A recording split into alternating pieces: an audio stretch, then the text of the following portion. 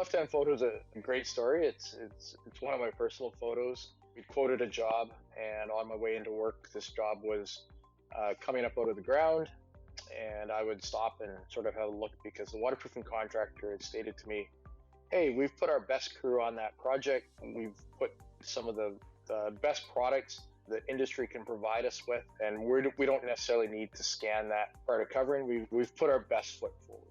And every day I would stop and take a picture of another possible area that damage was occurring. We did end up scanning this job and finding all the locations. And again, this is glazing set on roller casters that have dug into the membrane. On the right-hand photograph, those glazing units are staged on top of a roof, ready to go into the building. We got called out because, hey, surprise, surprise, the roof had started to leak inside. No one could figure out where it was coming from because it was a completed roof. And underneath each one of those pallets was a tiny corner that was damaged. Sometimes the safety fences, the actual items that we use post-install the roof are actually what's damaging the membrane.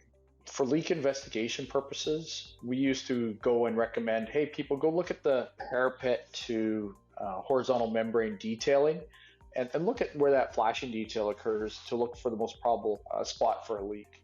Since doing thousands of these projects, we've now told people, hey, go look about 6 feet back, 10 feet back where that safety fence was put in place. That's where you might find some damage.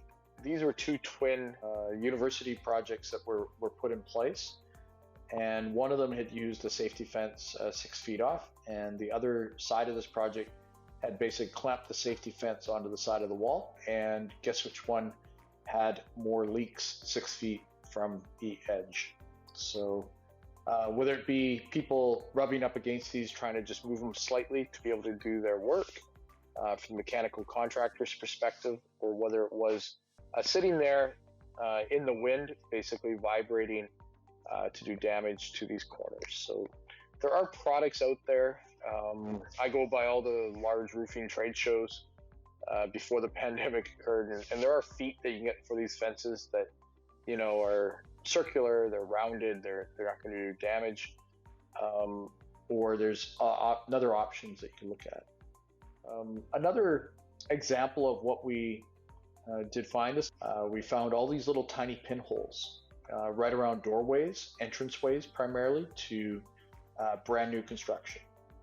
And it wasn't in the field of the roof, it was in around the corner details. And as the colder weather came upon us, the problem seemed to get worse.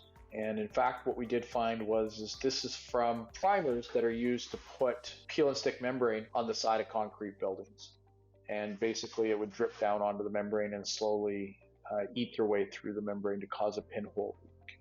So the damage by others is real, and it is in fact what we do spend most of our time finding.